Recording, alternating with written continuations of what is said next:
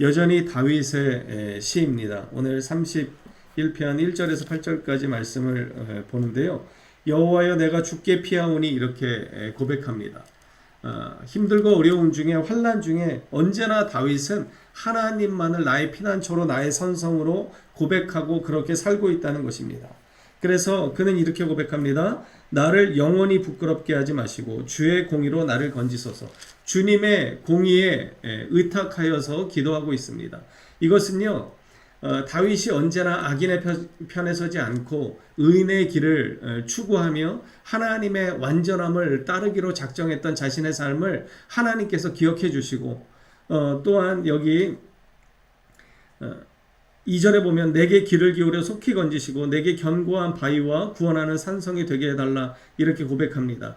이것은요, 주님께서 자기를 기억해 달라고 하면서 주님의 그 인자하심을 의지하는 것입니다. 이 인자하심이란 헤세드, 그 언약에 입각한 하나님의 사랑에 의탁하고 있는 것인데요. 혹시 내가 부족할지라도 나의 연약함을 보듬어 달라 이렇게 고백하는 것입니다. 그래서 3절에도 보면 주는 나의 반석과 산성이시니 그러므로 주의 이름을 생각하셔서 나를 인도하시고 지도하소서. 이사야 48장에 보면 하나님께서 나의 이름을 위하여 나의 그 영광을 위하여 이 이스라엘 족속을 계속해서 구원해 내시겠다 약속하고 계시는데 바로 하나님의 그 영광의 이름을 의지해서 기도하고 있는 것입니다. 이것이 참 믿음의 기도이죠. 그리고 여기 5절에 보십시오. 내가 나의 영을 주의 손에 부탁하나이다 이렇게 고백합니다. 이것은요, 사실은 예수님께서 십자가상에서 그 영혼을 주님 앞에 맡겨드릴 때 나의 영을 아버지의 손에 부탁하나이다 그 말씀을 마치시고 그 생명을 이렇게 생명이 마감되신 것처럼 그 예수님의 이 가상칠언 중에 하나의 고백입니다. 그래서 우리는 우리의 생명을 누구에게 맡길 수 있습니까? 바로 하나님께만 의탁할 수 있습니다. 그 이유가 바로 그 다음 절에 나옵니다. 7절에 보면 내가 주의 인자하심을 기뻐하며 즐거워할 것은 주께서 나의 고난을 보시고 환난 중에 있는 내 영혼을 아셨다 이렇게 고백합니다. 요한일서 1장 9절에 보면 만일 우리가 우리 죄를 자백하면 그는 미쁘시다 이렇게 이야기하는데 미쁘시다는 것은 믿을 만한 분이시다. 참 진리인 분이시다. 이렇게 고백하는 것입니다. 그래서 지금 다윗은 그 하나님의 은혜를 붙잡고 기도하는 것입니다. 내가 6절에 보면 내가 허탄한 거짓을 숭상하는 자들을 미워하고 여호와를 의지하나이다.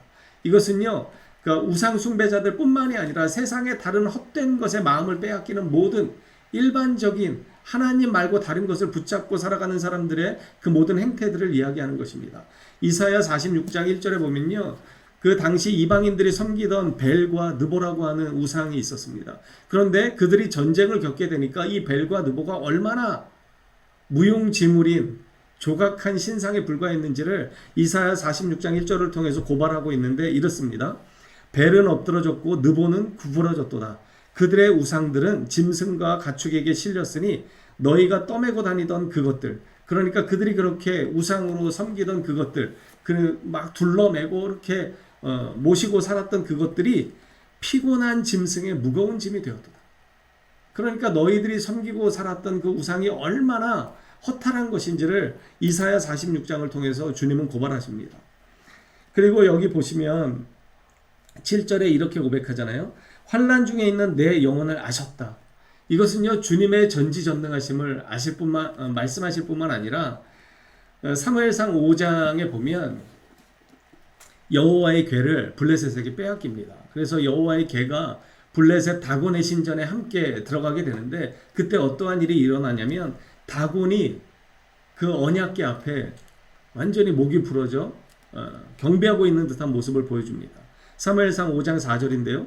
그 이튿날 아침에 그들이 일찍 일어나 본즉 다곤이 여호와의 궤 앞에서 또다시 엎드러져. 그 전날 또 엎드러졌던 일이 있었던 거예요. 그래서 다시 세웠는데 이번에는 엎드러졌을 뿐만 아니라 얼굴이 땅에 닿았고 그 머리와 두 손목은 끊어져 문지방에 있고 다곤의 몸뚱이만 남았다. 이 사건을 통해서 이제 블레셋 사람들이 하나님의 이 언약궤를 함부로 자기들이 전리품처럼 여길 수 없다는 것을 알게 됩니다. 그리고 하나님이 진정한 살아계신 하나님이심을 그들이 두려워 떨게 되는 것이죠.